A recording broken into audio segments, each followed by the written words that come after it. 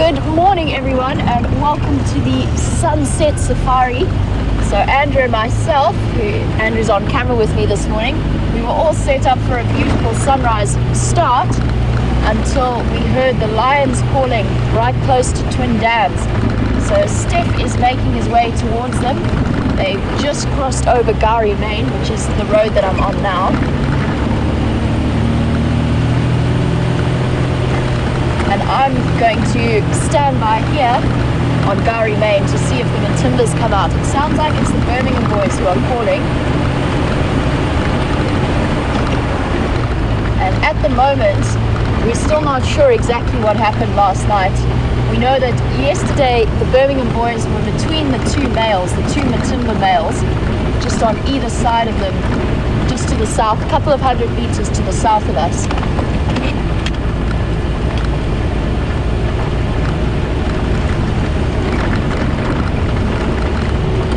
And it's been something of a chilly start. You can see all of the mist in the road ahead of us. It is 11 degrees centigrade, which is 51 degrees Fahrenheit. And it's really, really chilly to be driving this fast. And for those of you who might be joining us for the first time and you're not too sure what I'm talking about, when I mention the Birmingham Lions, it is a coalition of 5 young boys who've started to cause a little bit of chaos in this area. They are in the middle of a pride takeover from the two older Matimba males, the hairy belly and ginger Matimba male, who have been dominant in this territory for the last few years. And there's been a lot of noise and a lot of friction between the two groups. I'm just going to slow down here. So the one Matimba male was just a couple of 100 meters off to our right in Little Gowrie, and the other Matimba male was a little bit further along towards the other side of Cheetah Cut Line. And this is a live safari, so everything that you're seeing right now is happening right here on Yuma and Arathusa game reserves in the Sabi Sands. We are right on the southern boundary.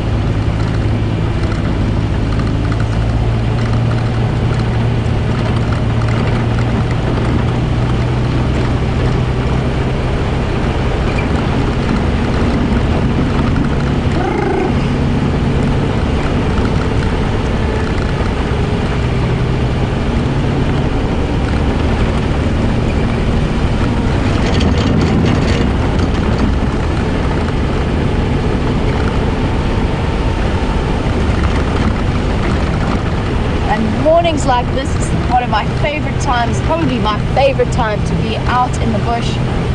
It's filled with the expectation of what the day will bring, and it's crisp and clear.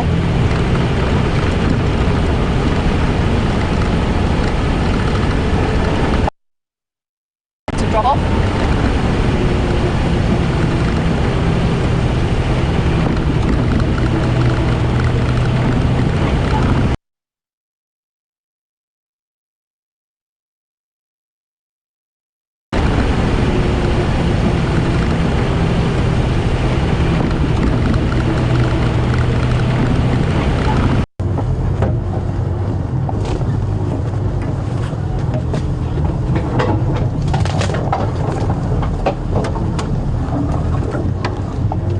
Watch your eyes.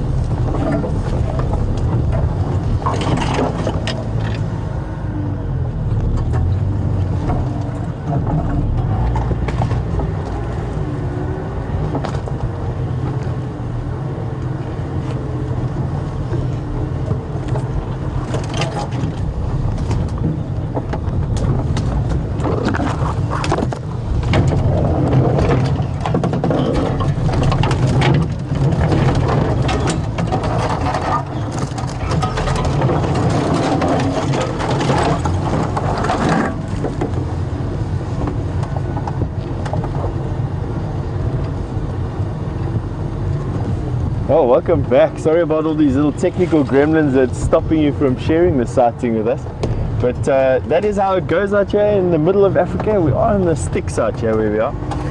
These 5 male lions, and now 5 of them have joined up with one another and are now making their way slowly in a northwesterly direction, marking territory the whole time. It's actually quite phenomenal to see. I think I'm going to follow them through here.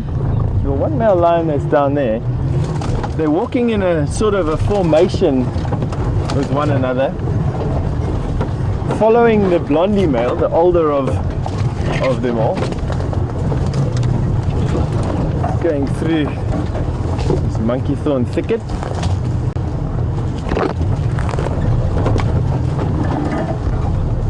Quite an adventure to keep up with them. I think what they were doing was just waiting for the group, all of them, to catch up with one another. Here you can see some stretching. It looks like they're going to take some time. Oh no, they're just busy sniffing some dung here. They don't look like they're hungry. They do look a bit hungry, I must be honest. They haven't eaten last night.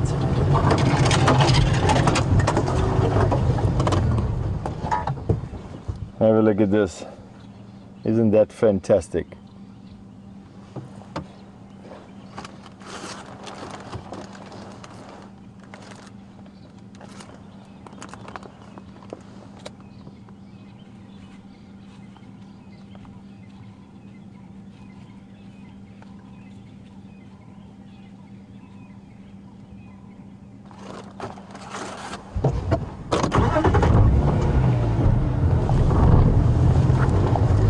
Let's follow them, becoming part of their procession for the day.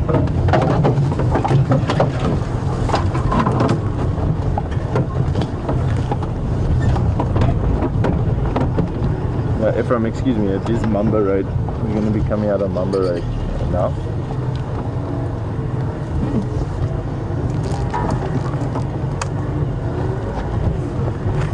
Copy that. If you come probably about 300 meters up the road from the Mulwati, come east up the road from the Mulwati, you should get us visual. We're probably 50 meters or so off the road now.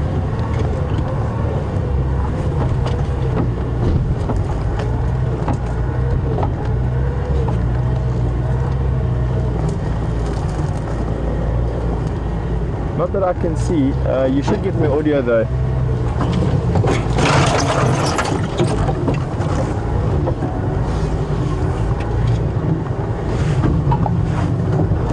So I'm just on the radio now. I'm the only one in the sighting at the moment. Where we found them was very thick bush, and only our vehicles, these little nimble vehicles that we got, could actually stay with them.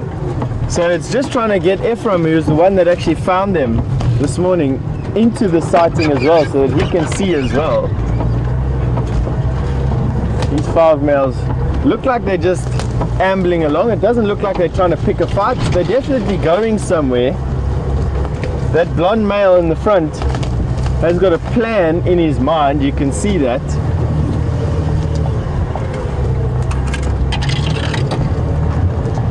While I'm driving through the bush, I'm also not trying not to tree him, doing a heroic job of actually sticking himself to the seat here. They are exhibiting some funny behavior. I see them sniffing one another. They're not sniffing around, but they're definitely sniffing one another. And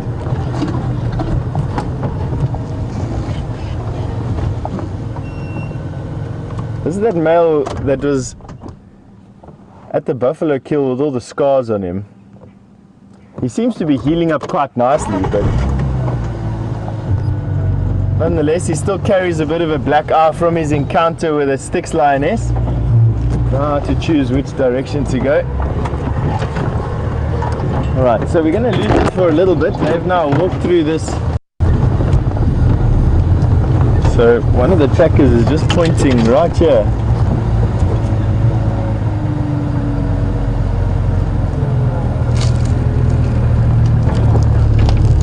One of these trackers is just pointing right here at the fact that we've got a female leopard that they think is Karula, which is right here.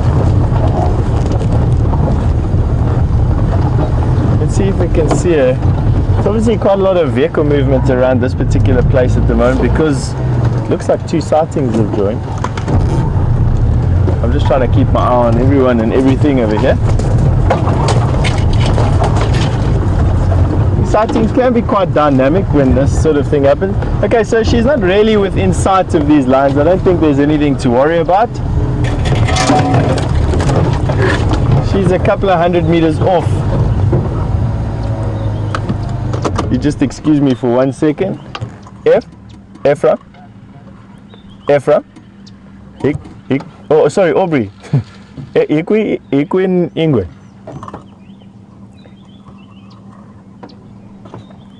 Yeah, I think somewhere other side, another 2 cars. Alright. We've got some birds making an alarm call right in front of us over here, so let's see if we can go in there. See what the story is here. We've got some birds making an alarm call, we've got lion around.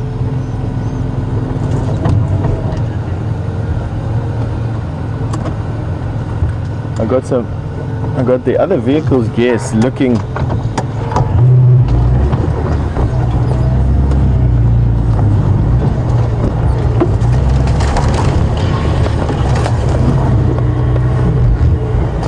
Gonna have a look over here and see what the story is. It's a bit bumpy, I'm sorry about all the crashing around, not really knowing where everything is or what everything's happening.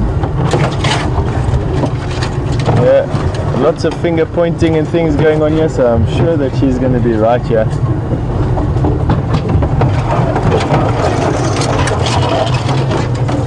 Morning.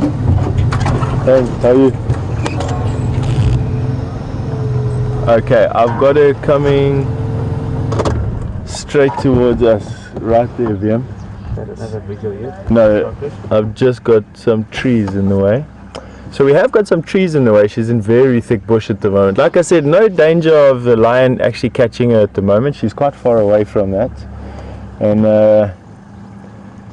although within sight of these lions, I doubt that anything will come of it.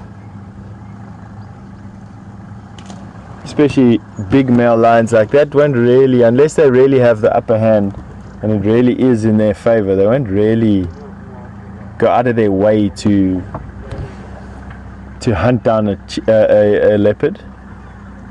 Still can't see anything.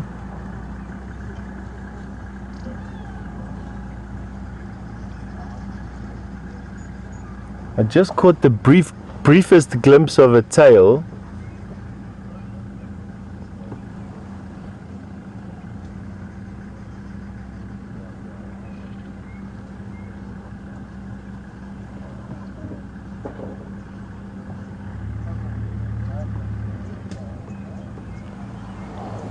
Still just busy waiting for her to come in this direction. The last time I saw her was actually making her way straight through here. Birds have gone quiet. I'm going to lift myself up slightly just to see over this bush that we got here. Can you see her, buddy? Negative. The last time I saw a tail flick was other side this quarries here.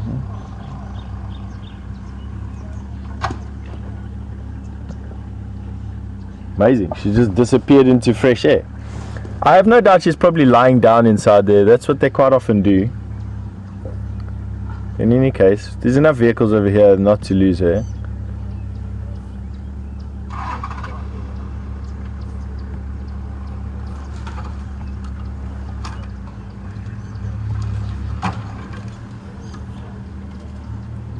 Okay, so we've got some, oh, it's a civet.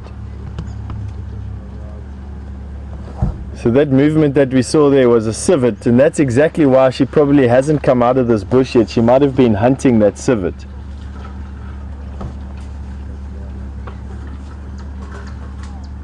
So that's probably exactly why she didn't come out of the bush. There was a quick flash of a civet making its way hastily away from that bush. You probably find that she's still in there. See her? She's going to left. Okay, so VM has picked her up. Yeah, she's coming towards us now. I still can't see. I'm looking straight into a tree, so I'm sure that VM will try and show you on the camera. Ah, there we go. Got her. Well done, VM. Well done, everybody in the sighting. And there we have Queen Karula. Literally 50 meters, 50 yards away from 5 big male lions. And she doesn't have a care in the world. Have a look at that. Here the squirrel busy giving an alarm call at the moment. Wow, she is pretty. Whew.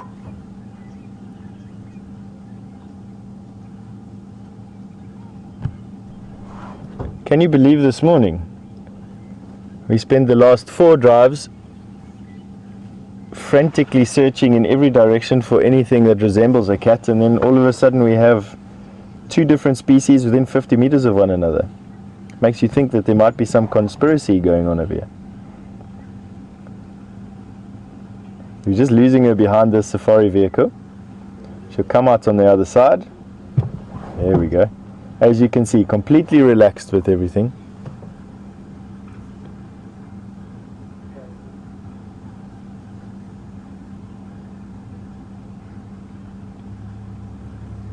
Making her way through the bush.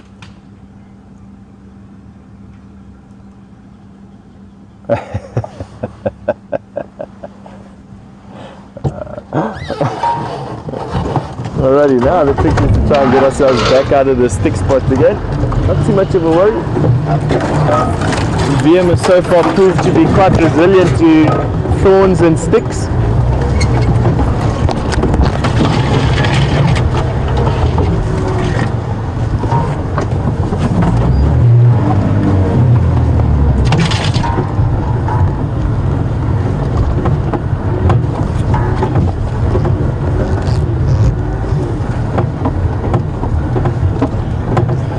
Georgianne in Illinois and John on Twitter, obviously expressing their concern for Karula, have asked are there any big trees in the area to climb up if the lions had to chase or give her a chase. There are a couple of big trees around here, I'll be honest. It's not like we're driving around in the middle of a grass field, and I definitely think that she'd be able to get away from them if needs be. I think that there's enough trees here for her to do that.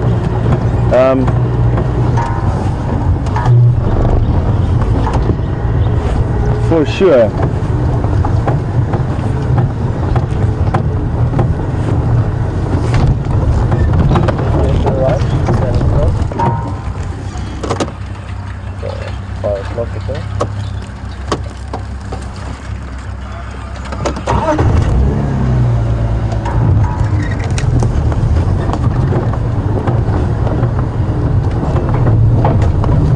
Yeah. Thank you, Linda. Sending through a message there saying my leopard jinx is over. It does certainly feel that way, although don't count my chickens before they hatch. It's just one leopard on one day. We'll see if my dry patch persists past this. But yeah, as it so often happens, 1, 2 or 3 quiet drives and then all of a sudden everything just falls into place and falls back into the system again.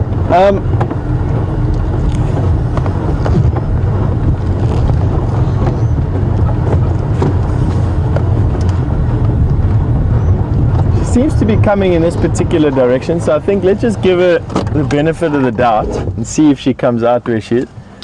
She was making her way, picking her way slowly through this thicket.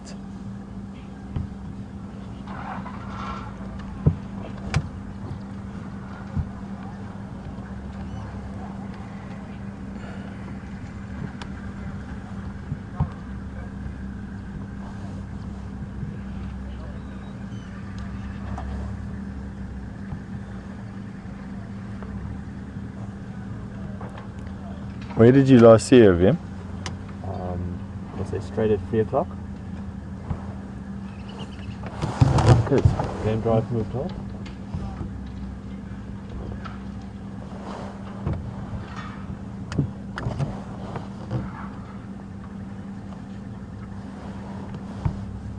So Remay,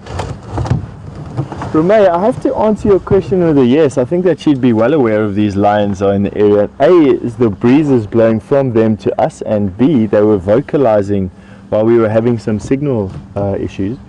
So she's definitely aware of them being here. But don't forget that lion and leopard coexist. They cohabit the same area, same as our hyena and leopard, same as us and these animals as well. We all live in the game reserve. We all know one another. They've seen us many times as what we've seen them. Given the upper hand, one will take out the other one. Leopard will very often and can kill lion cubs, and lion kill full-grown leopard frequently, as do our hyena and that whole big mix-up between these super predators here. But she wouldn't be terrified of them. She's an adult female lion, leopardess. She's had many years of experience living over here, and she's seen many lions many times before. I'm sure she's very comfortable with where she is at the moment. I still have no visual of her. Did she not go behind us there, Avian? I've been checking.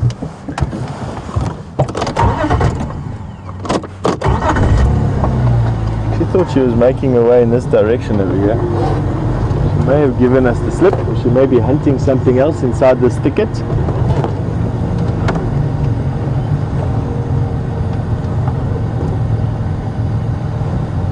Very easy to do in this bush over here, even though we've got like 3 other vehicles in here.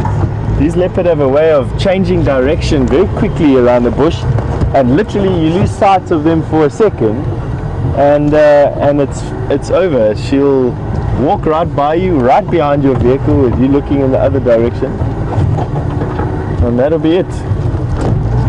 Gone for the day. Now, we've been finding her tracks in this area. Literally, I've been tracking this female leopard in this area for the last, I don't know, 3 days. She's been up and down, up and down. It's been crazy.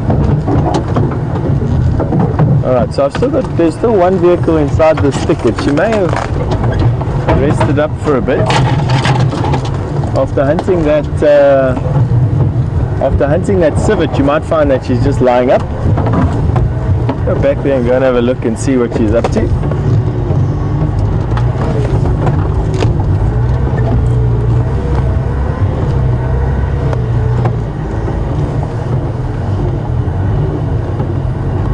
Can't see her at the moment.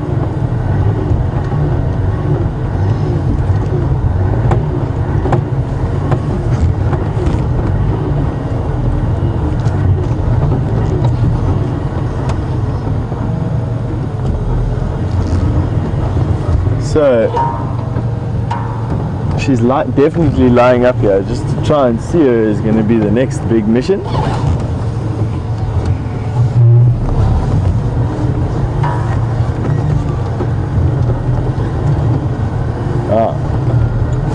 Dylan has asked if these two had to meet one another. Okay, I've got her. There's her face there. If these two had to meet with one another, who would be faster, the lion or the leopard? The leopard is slightly faster to reach top speed, slightly, and has a slightly higher top speed. But by slightly, I mean the difference between 22 meters per second for the for the lion, and 24 meters per second for the leopard. So slightly faster, slightly higher top speed gives them the slight advantage. Also, they're a little bit more agile. Lion obviously have strength in numbers, and this is where their greatest strength lies, is that they can actually cooperatively hunt a leopard down. She'd more than likely climb to the top of the tallest tree that she can, and climb to the very top of its toppest branches. I have seen leopard treed by lion before, and lion very quickly give up. They sniff around the bottom, maybe try to climb up a little bit, but they're not the best tree climbers. So Leopard-lion encounters usually almost always result in the leopard making a mad dash away for the tallest tree, up into the top of the branches, and then waiting there for the lions to leave.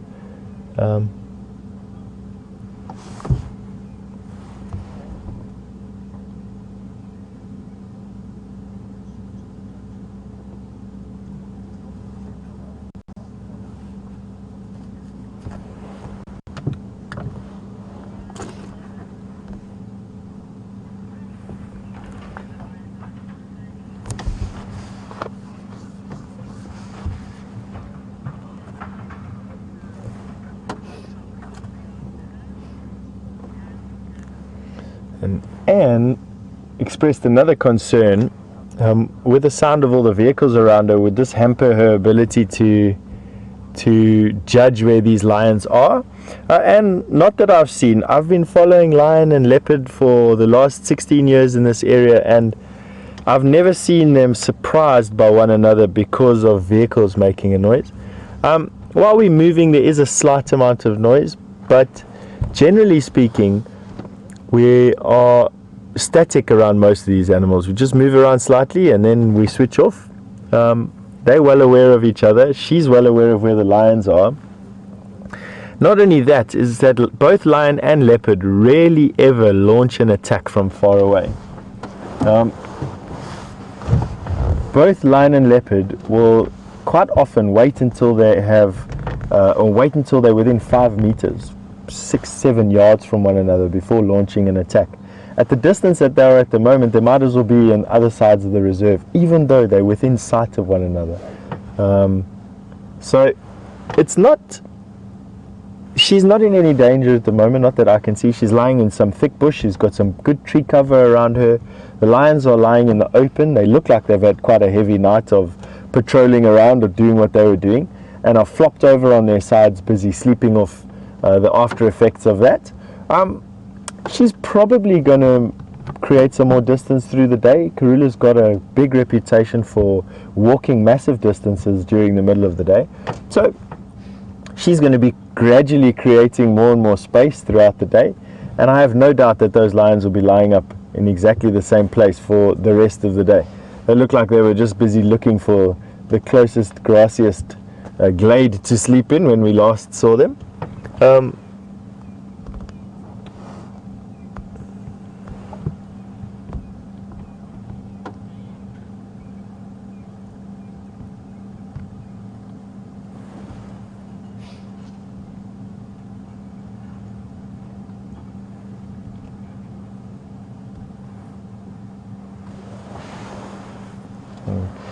I'd love to get closer to where she is, but she's lying in incredibly thick bush. We can't actually get there without crashing over trees really close to her. So this is about as good as the sighting is going to get for now. If she moves, of course, to the other side of this thicket, then we'll have a better view. For now, that's what it is. The lion and the leopard are roughly 60 yards apart at the moment. Very, very close.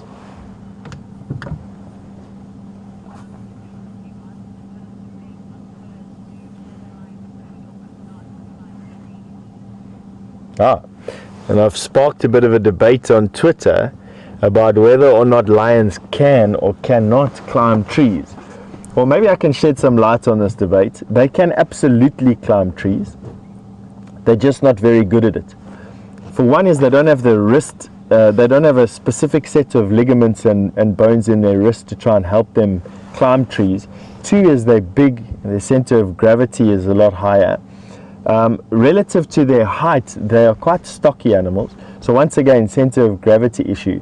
Leopard are just that much more agile in trees than what lion are. They do climb trees. They can climb trees. They will climb trees to steal kills if they can get there, and to try and get at leopard that they've treed. They're just not very good at it. So anything of a great height or where the limbs of that tree don't facilitate easy climbing, lions would battle to climb up there, and usually not worth the effort. It's not worth falling out of a tree a couple of meters above the ground when you weigh 400 pounds. You're going to do yourself some injury. That being said, lion being lion and being as adaptable as what they are, will adapt to the environment. And in the northern Kafue and the Busanga Plains, lions there often spend the day in trees. A, to get away from tsetse fly, and B, because during the summer months the Busanga Plains fills up with water and the only dry places are inside trees on top of termite mounds. And they're well known for being tree-loving lions. The lion prides around the Busanga Plains in northern Kafue of Zambia. But it's just their adaptability, it's just testimony to their adaptability, where lions would actually learn this type of behavior to overcome whatever environmental factor is over there or where they're situated at that moment. Lions in the Sabi Sands, I've only really seen them climb trees to steal kills and to harass leopard that they've treed. But that's about it. Have a look, she's still lying out. She's looking like she wants to keep on moving. She's resting a little bit. That civet that ran away from her, and at exactly the same time there was a tree squirrel busy calling at her. Leopard, generally speaking, after a failed hunt or when they've disturbed the bush around them, will lie up for a bit.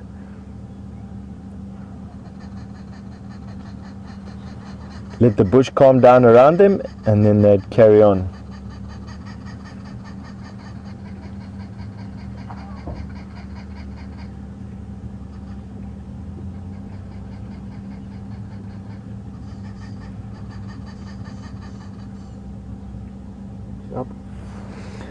Alrighty, there she's true to form. Looking like she's gonna make her carry on going.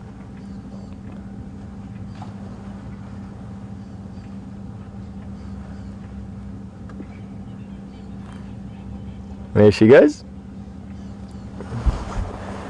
Looks like she's gonna come this way. Definitely come out of this thicket. I think let's replace ourselves over here and see if we can get her.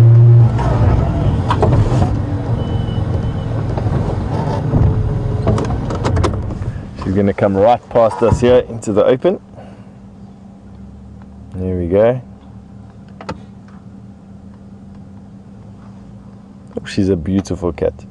I must say I've been looking at her tracks, trying to picture her. Been looking at her tracks, trying to picture her for the last couple of days while we've been tracking her up and down through this area. And to see her in the flesh, watching her habits. You turned around. No, she turned around again. Coming out. Coming out, Jim.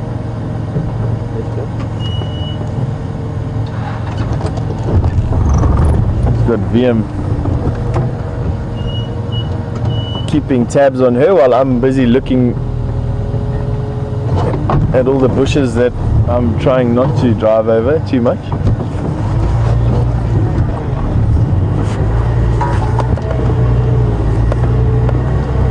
She definitely is hunting. She's not going anywhere. This is very typical leopard behavior when they're just moving through all the time. She's just zigzagging up and down.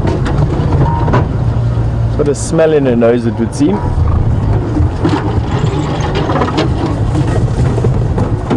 Got her underneath that tree over there. It's just a question.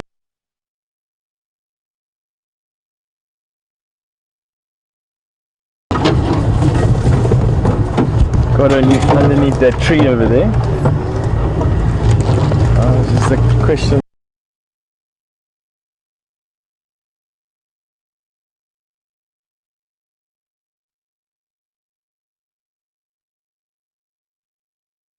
And while I make my way onto Arathusa to see what that particular part of the property has to offer us, I'm going to send you back across to Steph and his stunning visual of Karula.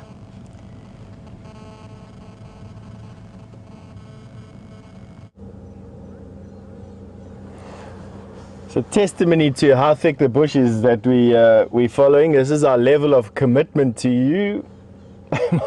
Myself and VM and Wendy are fully committed to this particular course of action where we are at the moment. And this is such typical leopard habitat where she is at the moment. She's just laying down in the shade, It looks like she's just taking some time off.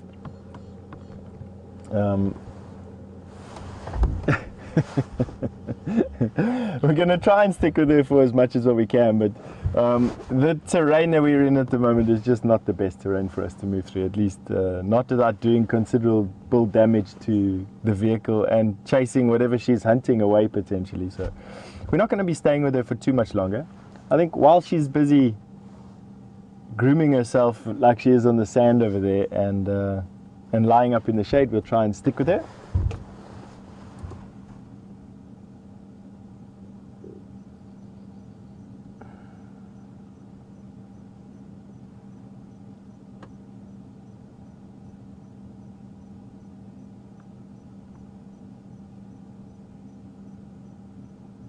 What a fantastic job VM's doing, revealing her lying up in the shade there. Typical Karula behavior, literally 100 meters from a road, nowhere, with no intent of going onto the road, zigzagging through the bush, into these thickets, out of these thickets. And this is sort of exactly how she is, you know, how we've seen her tracks before, disappearing into the thickest of the thick bushes, to pop up somewhere completely different at a different time.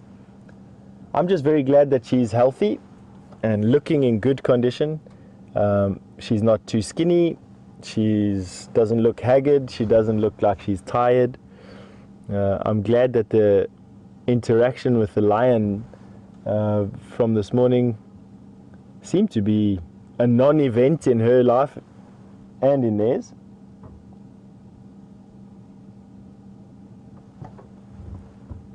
And now with the distance that's been created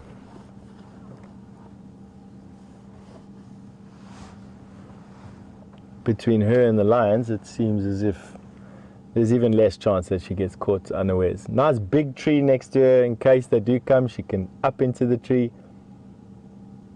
Thick shade and thick bush.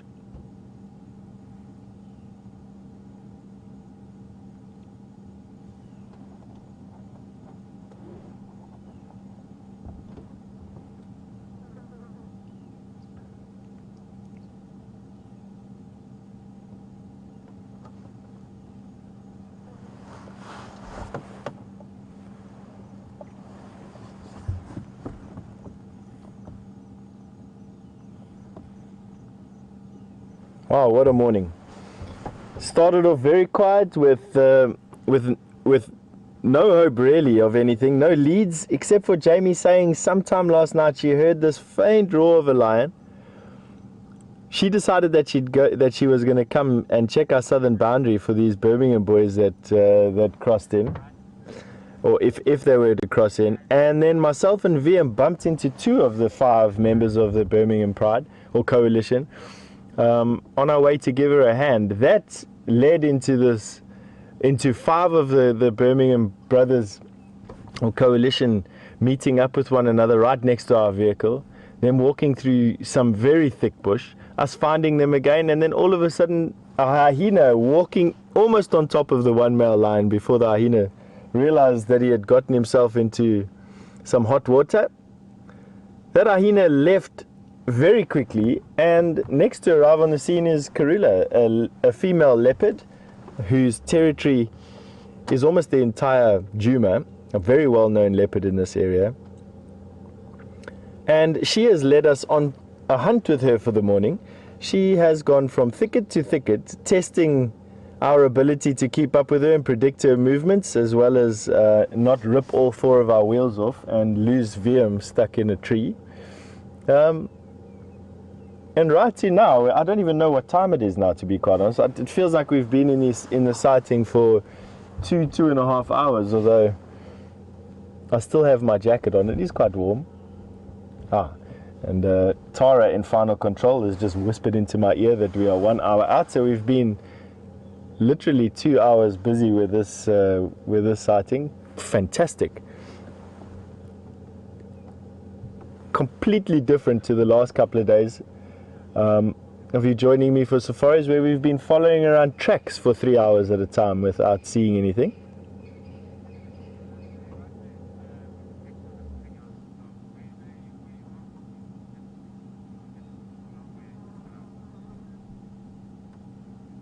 There she sat up again.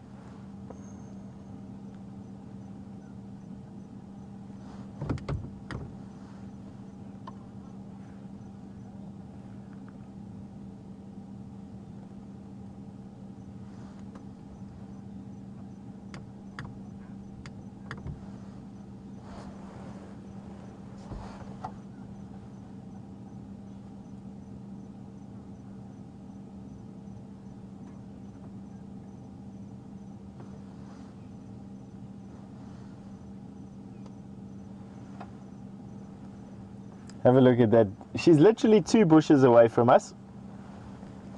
Or 3 bushes, I should say. 3 bushes, 1 knobthorn and 2 guarri bushes. And she is virtually invisible from where I'm sitting now. If I didn't know there was a leopard there and I was driving past her, I'd absolutely just miss it. I'm focusing in on the knobthorn and then on the... And there she goes there. And then all of a sudden, boom, you can see that there's a leopard there. I mean, it's just insane. But this is going to be our last view of her. We're not going to be able to follow her through there.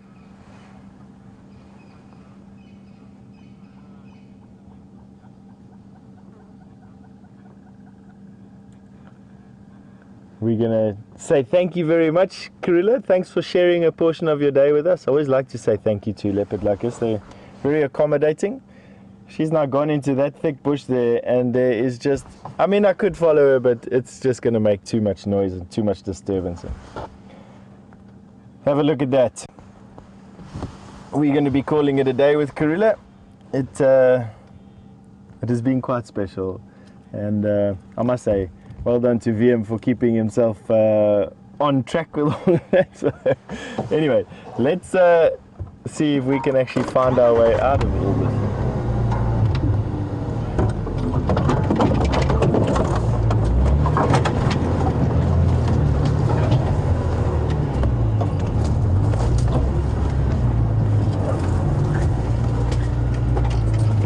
Henry, I've lost visual of this particular animal.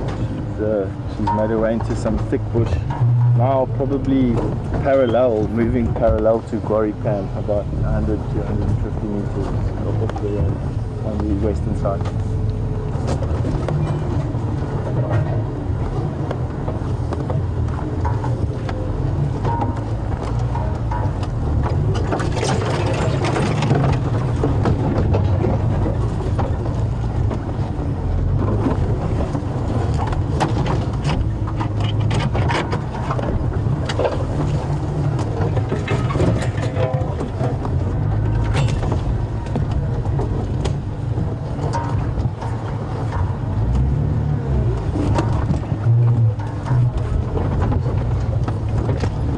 Station's a lost visual of this Mufasa Ingwe. She was last seen mobile in a northerly direction, away from Central Road. They are probably due west of Guarri Pan by about 100 meters, 150 meters. So I'm going to be making my way out of the area.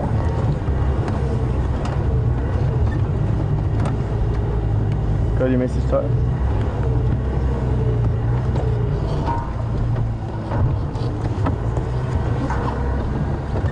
Alrighty, so that was just a bit of admin to get over while we are making our way out of this particular sighting. You know, there might be someone else who'd like to follow up on this particular leopard throughout the day, and it's always good to give updates to everybody.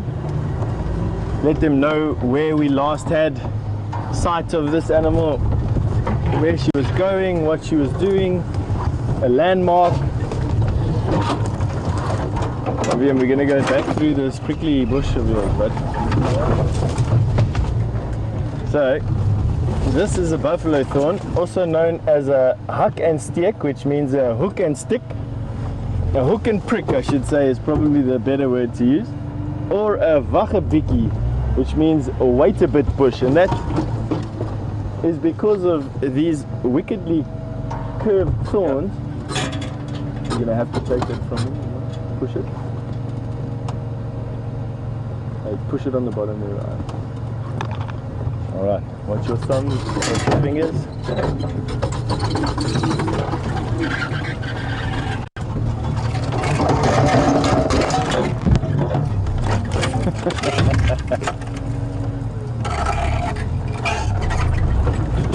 Just trying to go slowly through this. How we got ourselves into this, I still don't know.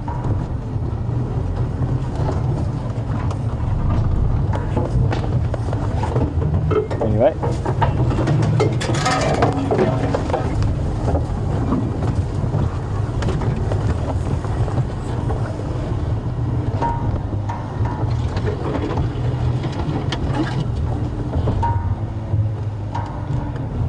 So I think a good idea while myself and VM try and forge our way back to the road is to go back up to Jamie and see what Jamie's been up to for the morning. She's going to give you an update, I'm sure, on what she's been up to.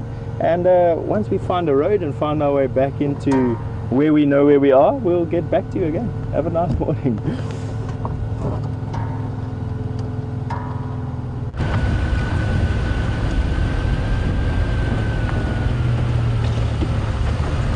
Welcome back, and it's absolutely awesome news that Steph got to spend so much time. Little Dacre just ran out in front of me. Sorry, little guy. I'm not sure if we've got a bigger surprise there.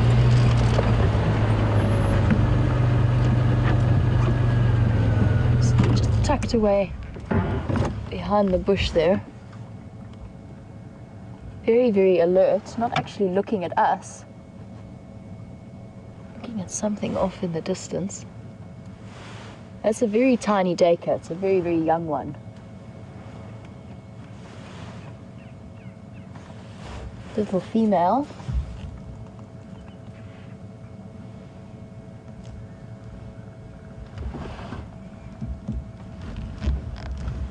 That definitely came as a surprise. Always worth remembering that there are animals wherever we drive and that are darting through. And it always amazes me at the way that often antelope species, instead of running away from your car, will dash across in front of it. Very interesting. And it is now... There's another, I think this is a different Dacre.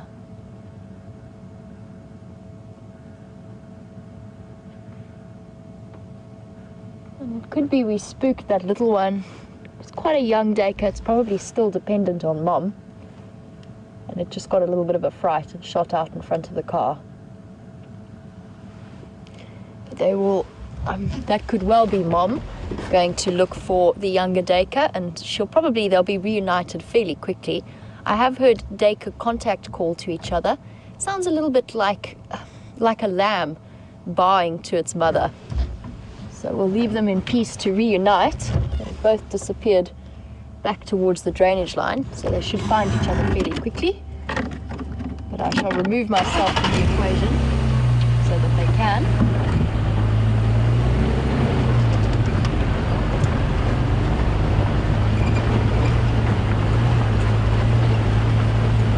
And we were talking about, just before the Dacres shot out in front of the car, chatting a little bit about Steph's sighting with Karula. And just while I am thinking about it, I wanted to just say a big thank you to all of the viewers and to Ellen in particular, who sent pictures through to me of Salayesh's little leopard cub.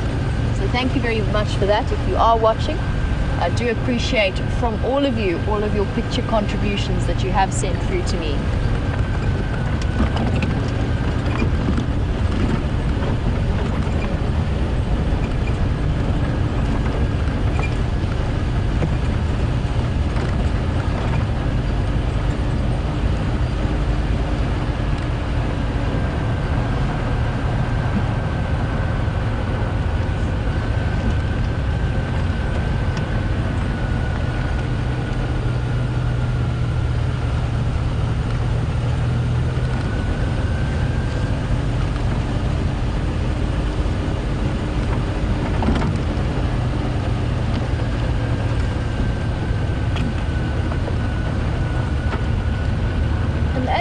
we're driving through and we had that surprise visit from the Dacre.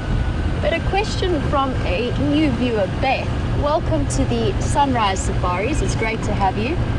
And she was wondering how many animals we have in this area and how we decide what to look for. And it would be very, very difficult for me to give an exact number. Obviously, it's literally close to impossible. And the area that we work in and drive through is completely open to the Greater Kruger National Park. So it's an absolutely enormous area. And if you factor in all of the game reserves, all of the private game reserves as well, you have an area that is almost 3 million hectares in size. So it's absolutely enormous.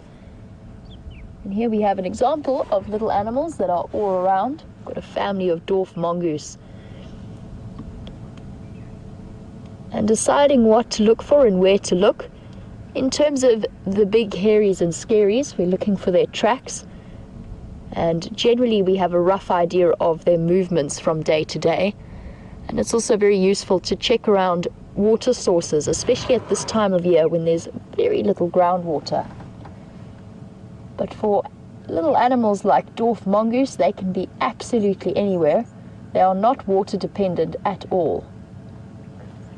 So they get all of the moisture that they need from the insects that they scavenge through. They might occasionally drink up some moisture from fresh, say, elephant or buffalo dung. But other than that, they are almost completely water independent.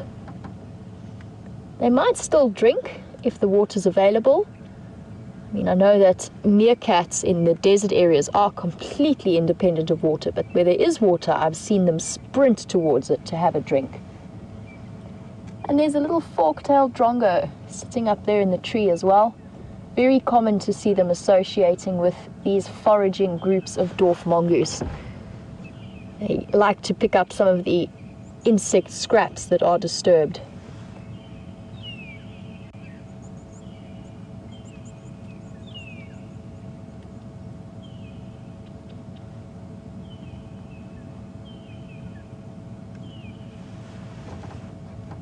You can see him watching over the other two foraging dwarf mongoose. And this is a nice area to see dwarf mongoose in because it's nice and open. And not only that, but it's quite a well-driven and well-traversed area, which means that the dwarf mongoose are fairly comfortable around cars and they do habituate very, very quickly. So I'm going to shift a little bit closer. Maybe we can see if we can get the visual of the one that's rummaging through the elephant dung.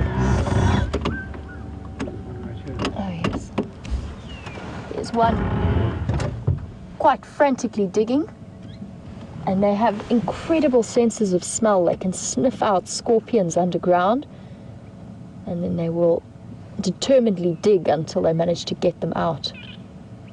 And scorpion burrows are, the way that they dig them is into a zigzag into the soil.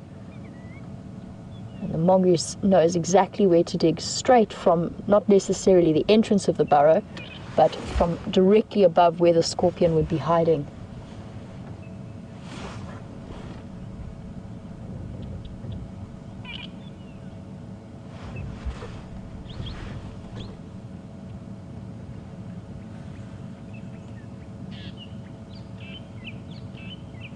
Definitely one of my favorite animals to sit and watch, just because they're always busy doing something. Busy, busy, busy little creatures.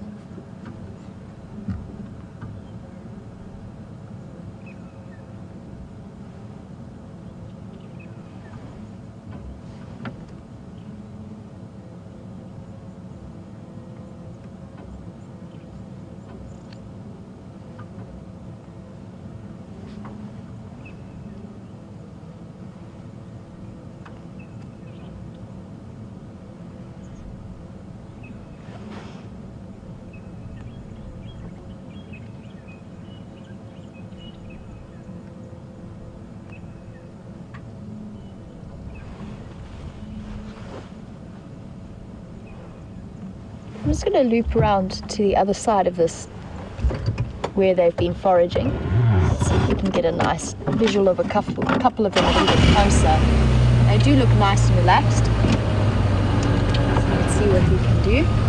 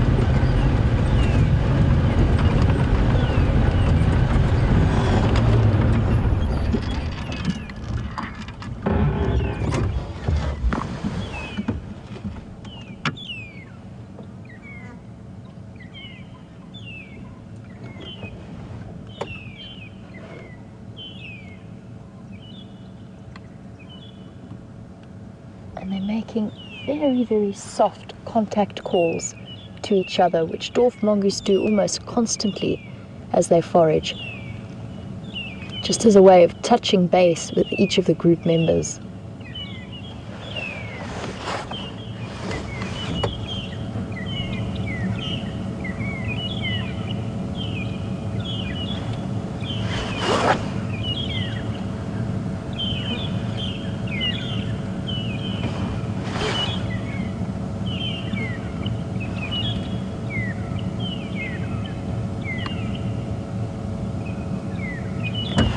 And I think, unfortunately, well, not unfortunately, but the long-tailed shrikes, or the magpie shrikes that are making those whistling sounds, are actually drowning out the contact calls of the little mongoose.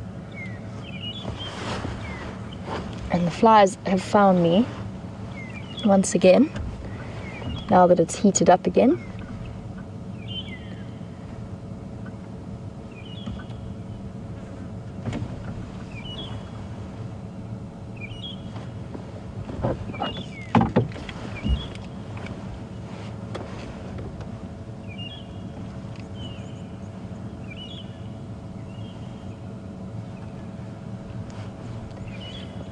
So these little contact calls that they make to each other are sort of very, very soft squeaks.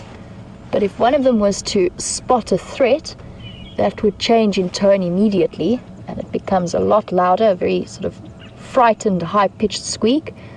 And they've got a different range of alarm calls, so they respond to threats differently. Obviously, if you're a little mongoose on the ground, responding to a snake is going to be very different to responding to a bird of prey that's circling, and they have to be alert for threats on every level. So to deal with that, they've got a variety of different calls that differ in tone and in urgency, and the group of mongoose know exactly how to respond to that.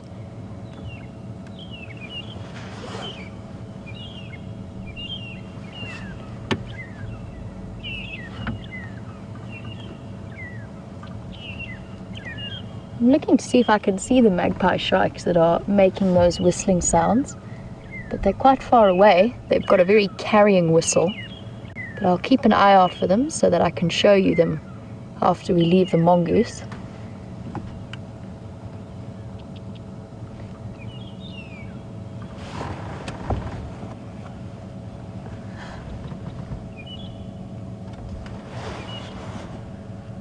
If you are joining us for the first time, dwarf mongoose have the most fascinating social system.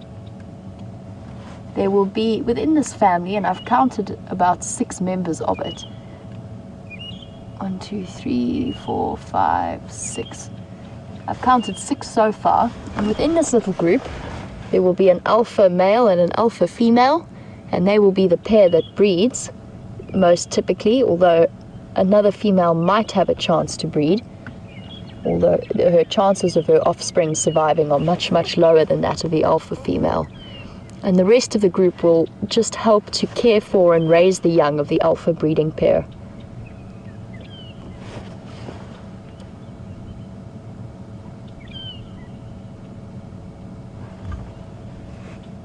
So quite a similar social structure in a way to that of the wild dog. So from one of the smallest predators to one of the larger predators of this area. And also in terms of competing for the alpha's leadership, rather than fighting it out, they actually have grooming competitions amongst each other.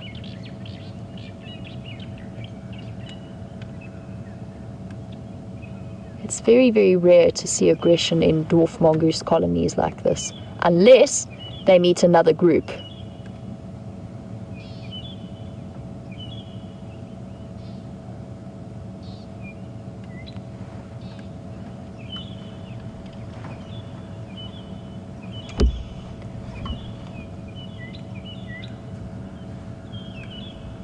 Now, as with most social mongoose, so the only other social mongoose we have out here is the banded mongoose, which we don't see nearly as often as we see these little guys. They are territorial, and their territories will probably be something in the region of about 300 meters squared.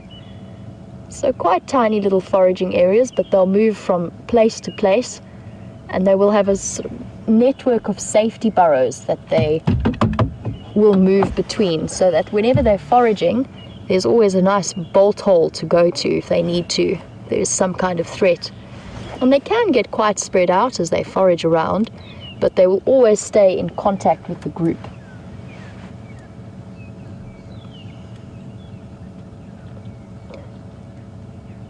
And I did read a very interesting article about banded and dwarf mongoose. Now, typically when two colonies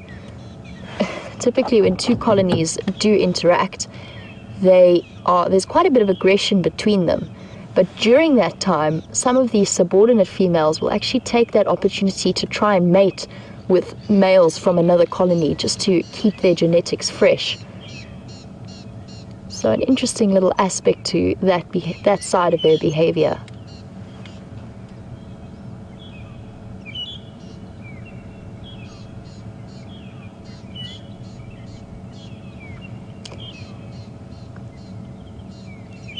And it's quite possible that this little family group could have babies somewhere hidden in a burrow, in an old abandoned termite mound somewhere, probably with a couple of sub-adult babysitters as well. And Anna Marie was wondering if dwarf mongoose have a specific breeding season. To the best of my knowledge, no, they don't. They'll breed throughout the year, but you'll probably find, as with most animals that breed at any time of the year, that there is a peak, and that peak would probably be towards the beginning and the end of the rainy season, when there's plenty of insect activity, so lots and lots to keep them fed up and make sure that there's plenty of resources to help with raising the little babies.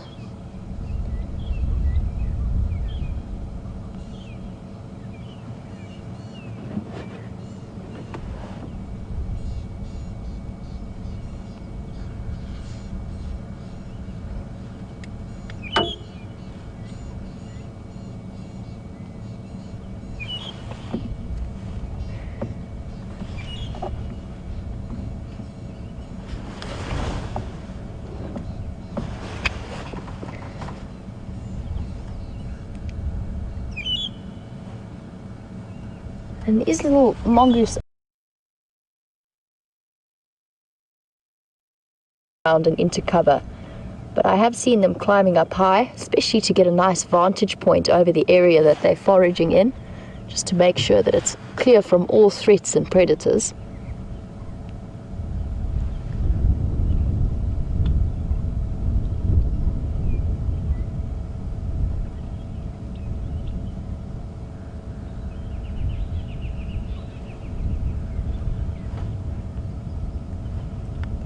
And something gave them a little bit of a fright there. It's interesting because I think it was just a false alarm to the wind blowing, because neither Andrew nor myself moved, and there was nothing that I can see moving in the vicinity. But it pays to be a little bit paranoid out here, especially if you are that tiny and especially in a nice open area like this, where they are very exposed. And out here, their biggest risk will probably be a bird of prey. And a dwarf mongoose would make a nice, quick, easy snack for something like those hawk eagles that we saw earlier.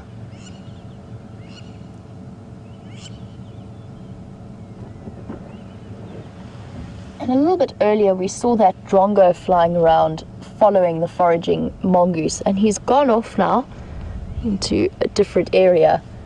And I'm sure many of you have heard about the incredible mimicking skills of the fork-tailed drongo, and there's recorded cases of them in the Kalahari imitating meerkat alarm calls to send the meerkats rushing back to their burrows and abandoning the insects that they have, and then the drongo swoops in and steals them. You can see one's just having a really good check around, making sure there's no threats out there as they start to move into different foraging areas. But I'd be very curious to know if there's any recorded cases of fork-tailed drongos doing the same thing to mongoose groups. Because typically it's quite a useful mutualistic relationship between foraging mongoose and the drongos and the hornbills that tend to follow behind them, because the mongoose have an extra set of eyes that tends to be placed a little bit higher up as the birds fly around. So they've got an extra warning system, and then the birds get to grab whatever scraps the meerkats don't manage to gobble up.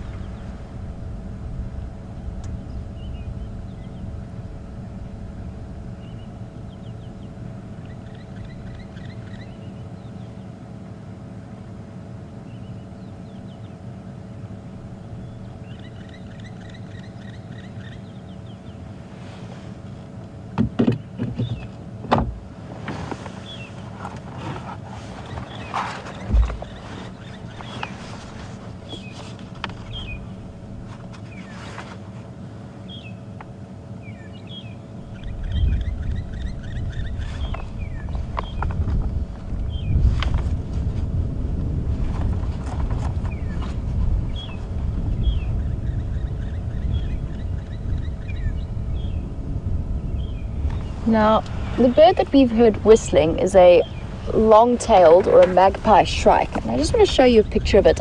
If I do see one, I'll be sure to stop for it, but at the moment they seem to be a little bit far away.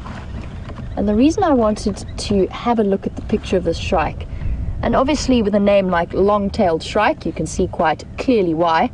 It's got that incredibly long tail that moves all the way up. And interestingly enough, both the males and the females have that long tail throughout the year. And I've been pondering the question for a while now as to why they've evolved to be that way. And it's something that I don't have the answer to. It's just a question that I'm putting out to you.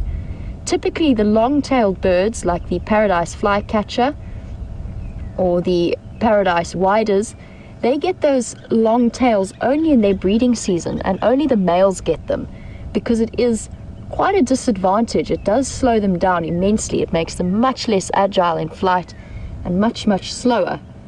And I can't quite work out what kind of advantage there would be for those shrikes to have those long tails throughout the year, and both males and females to have them. So an interesting question. I'm just posing it to you. I don't actually know the answer. It's just something that's caught my attention, and I don't really have an explanation behind it. So from talking about a pretty black and white bird to some rather pretty black and white mammals, I'm going to cross the back across to Steph, who has some grazing zebra, and I will continue my search for the animals of Arathusa.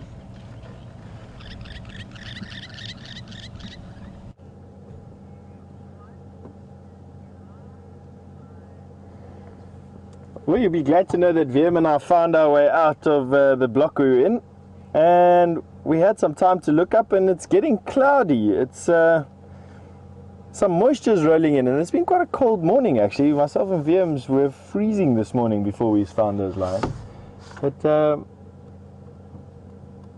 Have a look at what else we've managed to find here. We've got a dazzle of zebra that we've managed to bump into.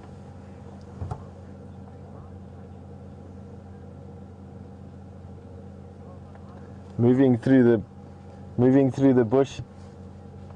There's stripy coats in the stripy bush.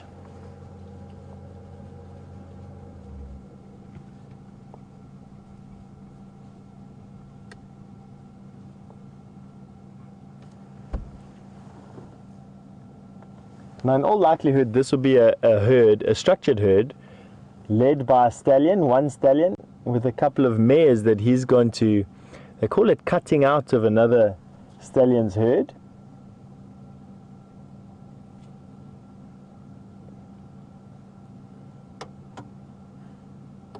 Pretty average size for a zebra herd in the Sabi Sands. You don't find a lot of zebra here. We'll try and get in front of them a bit more. Zebra are fairly common in the reserve, but seeing a herd like this in the open is not that common. Not this time of the year anyway. And the reason for that is that there is better grasslands in the Manyeleti than there are here. And the Manyeleti is just a short distance away. Probably as the crow flies no more than 5 or 6 kilometers. And they've got a different soil type there, and that soil type is more conducive to better quality grasses, and so you find more zebra there naturally. The Sabi Sands has quite a poor soil, quite an acidic soil with this granitic, well-drained soils that it has, and although you find small groups of zebra around, you don't find the large herds of zebra that you'd find in, say, the Manyeleti or further afield near Satara, and even further afield in the Serengeti, where of course the volcanic soils there and the abundant rain and sunlight gives you phenomenal grasses.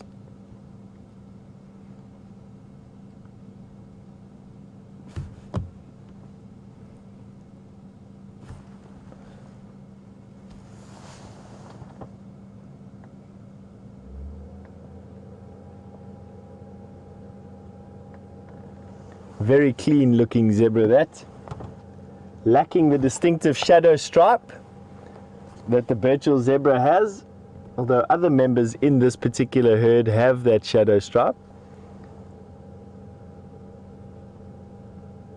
There we go, I'm showing you. The shadow stripe is the small shadowy stripe between the solid black and white ones that we're seeing. They're heading into some thick bush again.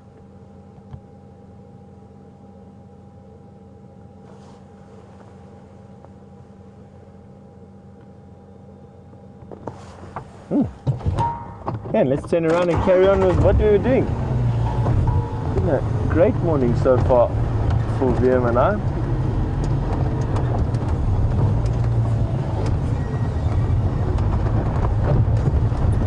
Flies are starting to increase their frenzy around my head. Usual sign that it's getting close to 9 or 9:30.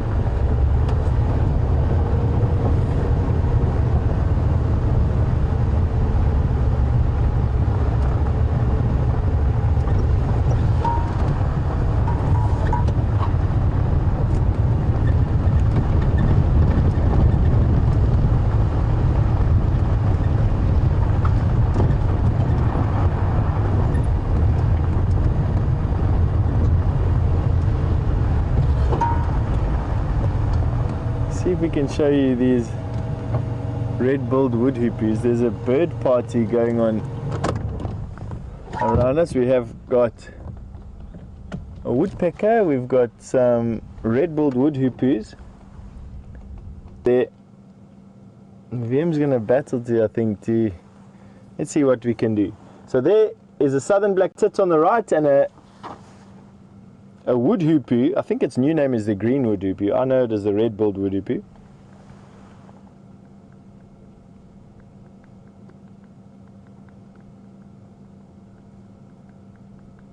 And the bird flitting in and out of the screen, that black bird with the white stripes on its shoulders is the southern black tit. see what the new name of that wood hoopoe is, just so that I can keep my terminology going well, because otherwise Scott won't forgive me if I come back here and I've been messing with these bird lists and teaching you all different things.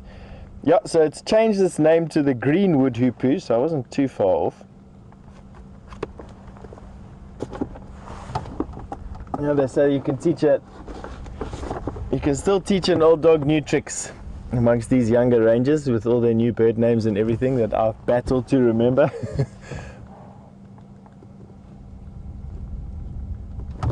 Myself and James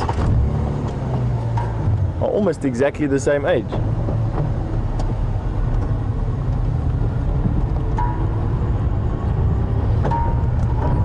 Alrighty, let's carry on. So, bird party done.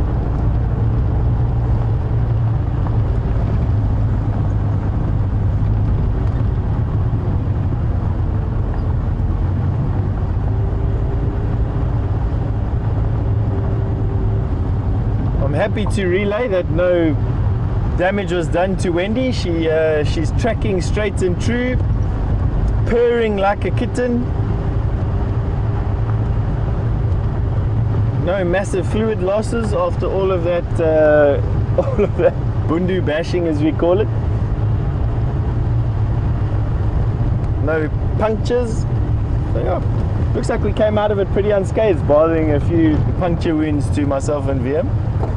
Here we have a water buck, and we've got a can that someone has carelessly flicked out of their vehicle as well.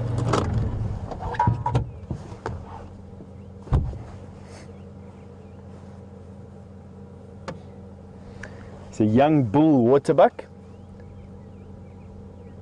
adult body but small horns, and I see there's more than a couple here. I can see 1, 2, 3, 4, 5, 6 of them.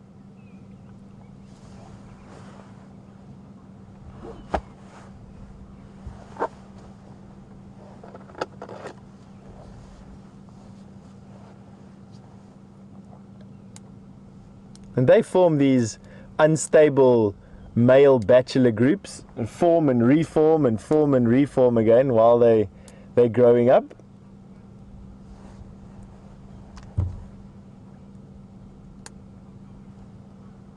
Diagnostic circle around their bum and that long shaggy coat. Grazers, so they eat grass.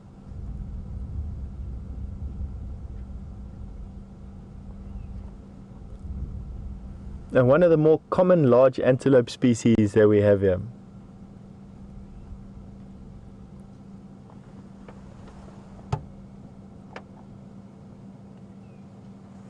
And I just want to go pick up this can that someone has carelessly flung into the grass.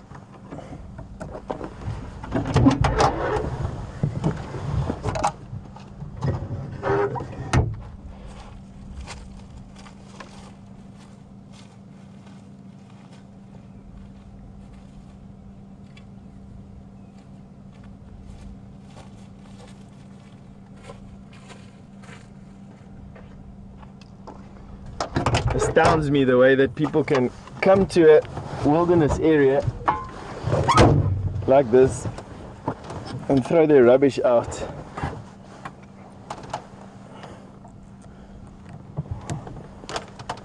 I find it incredibly bad manners.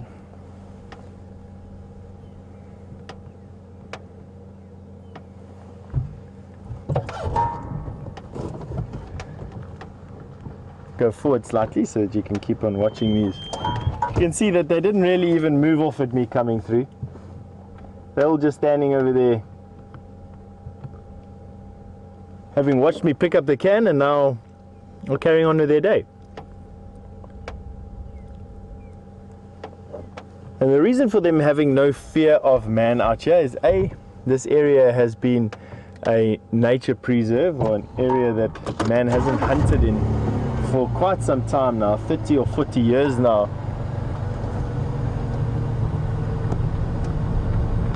And animals have just learnt to trust people again. They've just learnt not to fear people. And we're sitting in a fairly unique, in my opinion at least anyway, a fairly unique time in the world, one of the few times where man and beast, or where I'm not having to hunt that animal to survive, we can coexist with completely separate agendas.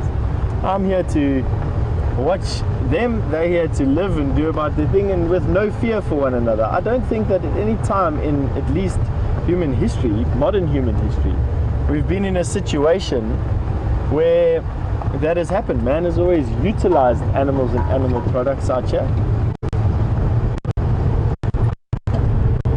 and therefore the animals have always had this sort of guarded wariness for people. And we're seeing that those boundaries are shrinking, not daily, but I mean we're seeing them shrinking on a yearly basis. Many years ago when I was growing up as a young boy, if you had said to me at that point, or even my parents, that you'd be able to sit with leopard like we do in open vehicles, they would have told me we were mad. It was just not something that was done. Everything regarded man as a very big threat, which of course we still are, but not directly to these animals.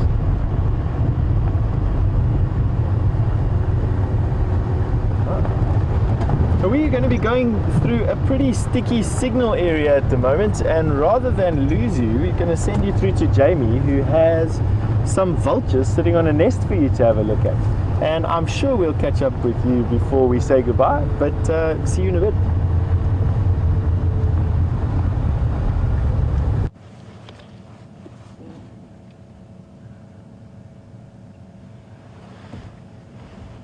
Welcome back, and we had a general request for any updates on our vulture nest. So I've just popped back here while I'm in the vicinity. We're on Zebra Drive on Arathusa, and every time I have been past this vulture nest, there has been one of the adults, one of the parents in residence, which makes me think that at this time of year, they've either got an egg that's about to hatch or a chick hiding away in the depth of that rather messy nest. And it always astounds me how fragile looking the nests of the whiteback vulture look. They look incredibly messy and rather flimsy, but they are in fact incredibly stable. Vultures are heavy birds. After they've eaten, they can be up to 7 kilograms, which is about 15 or so pounds, 15, 16 pounds. So they can be very, very heavy. And yet that nest will support both of the parents and the chicks. And this is probably the mother. It's hard to tell without another adult present. Both the males and the females will look after the egg and look after the chick and bring it back food from scavenged kills.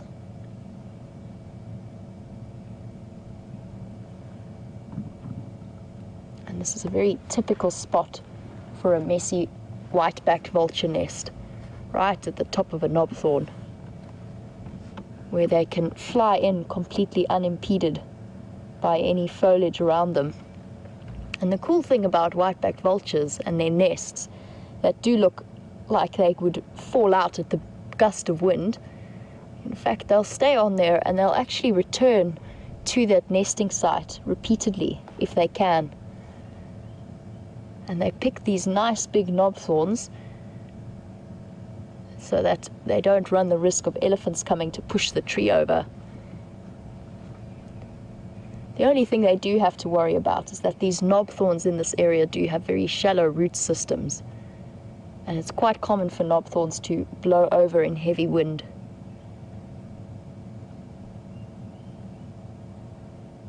But this one seems quite firmly anchored in the termite mound, so these vultures should have a very good chance of survival. And all vultures as a species are endangered. So it's great to see that we've got a nesting pair, and we'll be keeping an eye on them. In the next few weeks, as that chick starts to grow older, you might start to see that pink bald little head pop itself over the nest as it starts to explore. maybe give us a nice glimpse into the lives of this family of white-backed vultures.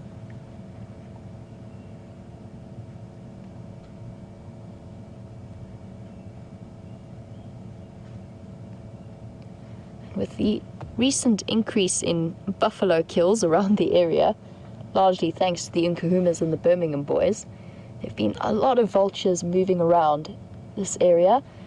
And the other day I even saw a Cape vulture, which looks very, very similar to a white-backed vulture, but is much rarer to see, especially in these kind of environments, because typically the breeding colonies of of Cape vultures will find rocky cliffs and peaks where they tend to make their nesting sites. So completely different to the white-backed vulture, even though they are very similar in size and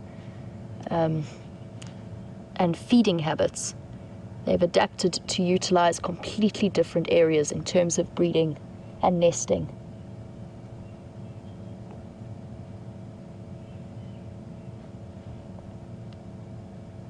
And there's a lot of research happening into the movement of vultures. Lots and lots of them have been tagged in the past as a way of just keeping track of their movements and helping to get a better understanding of whereabouts they go, so that we can focus on minimizing any kind of human impact on their lives. And it's quite common for vultures of different sorts to actually collide with power lines. And a lot of the power lines in this area have now, a lot of people in this area have taken to putting reflective discs sort of dotted all along the power lines, just to help remind or to catch the eye of the bird so that they don't fly into them and kill themselves in that way. So there's a lot of efforts going on towards the conservation of all of the different vulture species in this area. And in particular, the slightly smaller hooded vulture. There's a lot of research that's happened into lappet, cape, and white-backed vultures, the common ones that we see here. But there's not that much known about the mysterious hooded vulture, which is incredibly common in Central Africa, but much, much rarer and more endangered out here.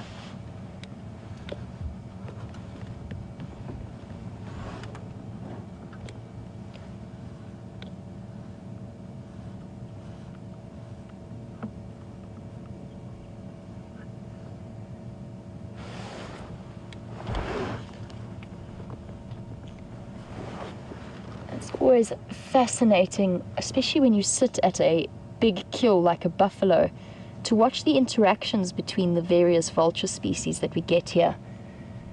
And I've yet to see a lappet-faced, which is the largest vulture species that we're likely to see.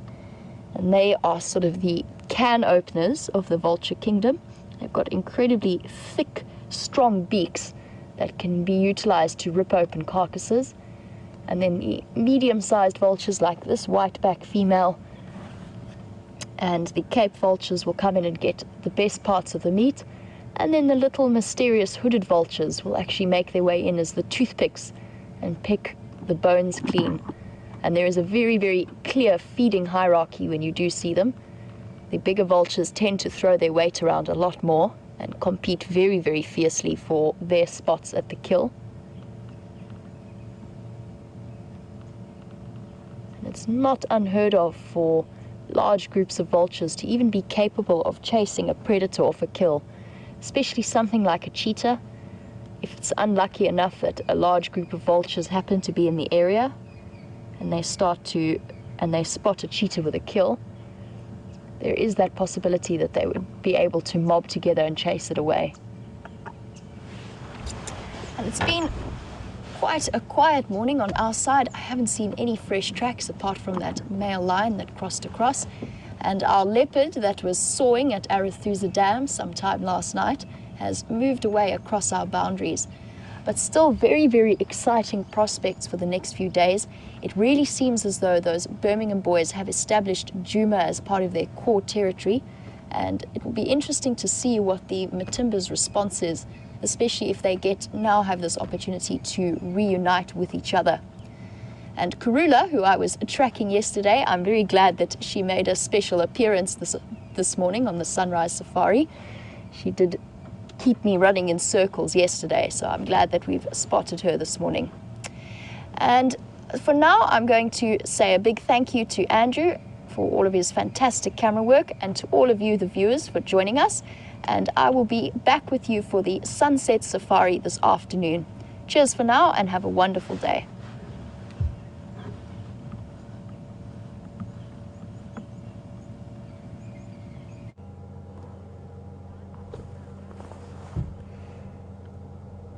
And we've got some general game around this area to show everybody. Welcome back, firstly. We got a herd of kudu that we're joining, and they're busy eating something on the ground here. I've seen them move from combretum to combretum.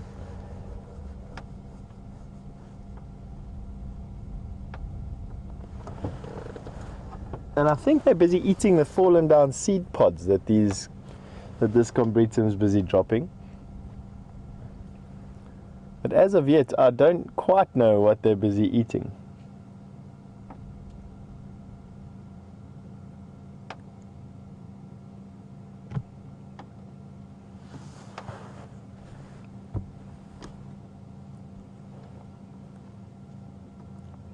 A group of females with the babies that they had last year in anywhere between January and March. And what these are looking at, look at this baby going over to mom now.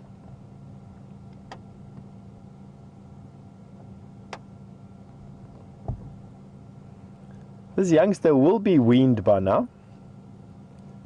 Okay, weaned at about 9 months. And we've got a zebra that's wandered into the shot as well. We'll wait for him to come to the kudu. Should be coming into the distance or into the frame. Forward a little bit just so that we can see him when he comes in.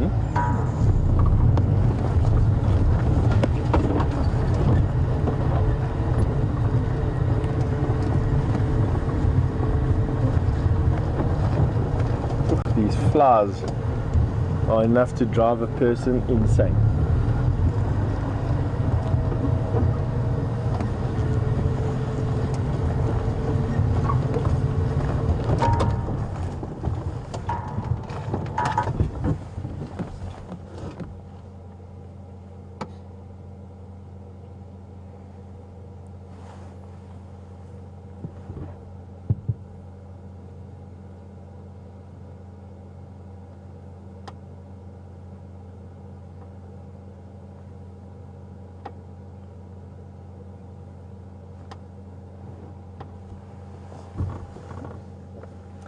Now with the kudu that are moving off into the distance, we've got a couple of zebra. I see at least 4 or 5 of them, maybe even 6 zebra.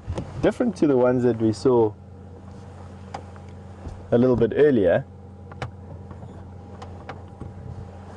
Get my head out of the shot.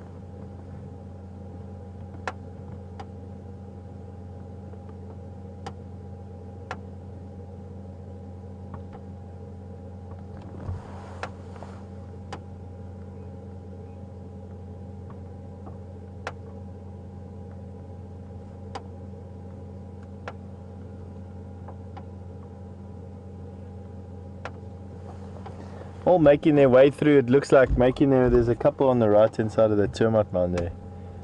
Definitely more than 5. Let's see if I can go forward a little bit so we can get them coming through there.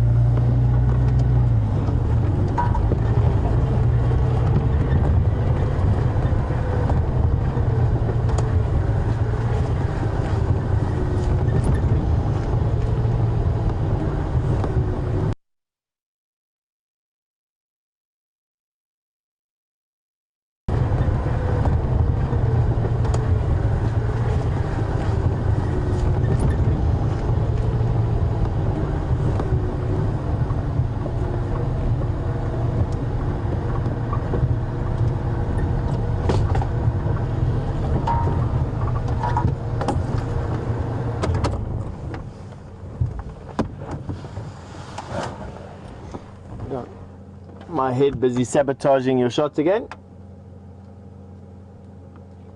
Your procession of zebra making their way through to Djuma Dam for a drink. I'm sure they're going to come down and drink at the watering hole within the hour.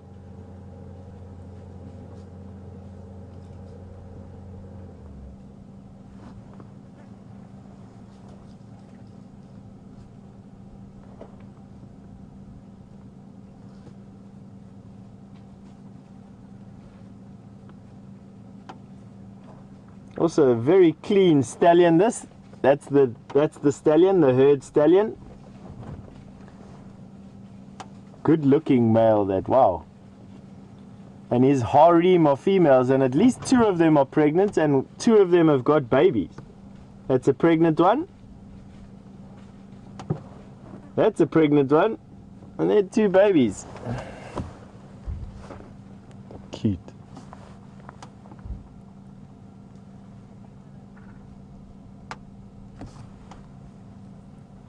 He's been a busy boy, this.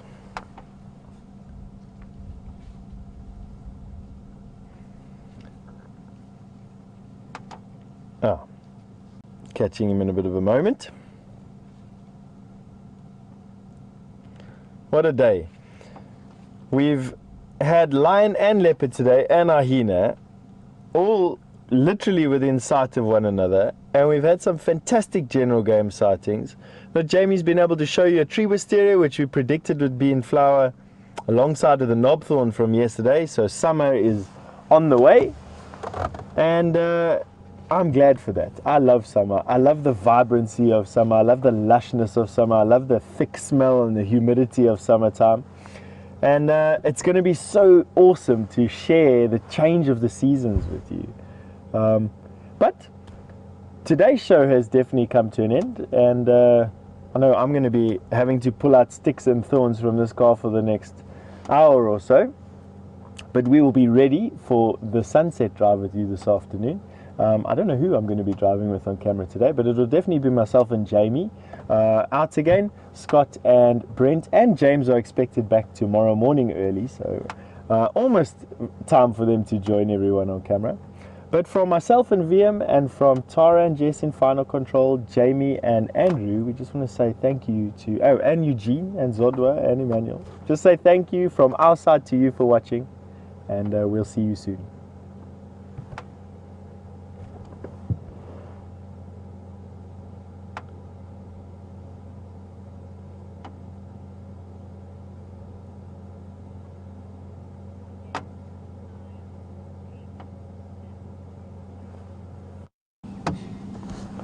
Just going to be updating everyone on the radio. They've now crossed